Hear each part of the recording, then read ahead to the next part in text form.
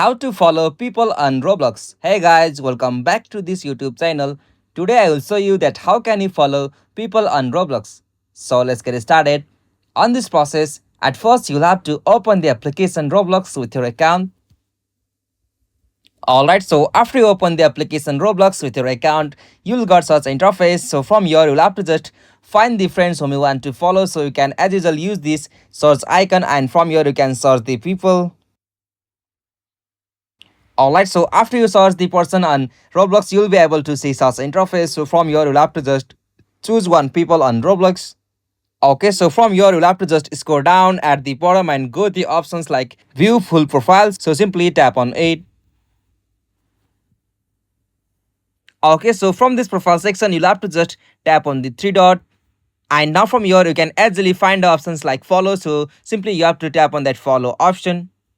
Alright, so by tapping on that option, you can easily follow the people on Roblox. So this is the easiest and simplest method. Hope you found this video helpful to you, and please don't forget to subscribe our YouTube channel for more quick and short tutorial like this.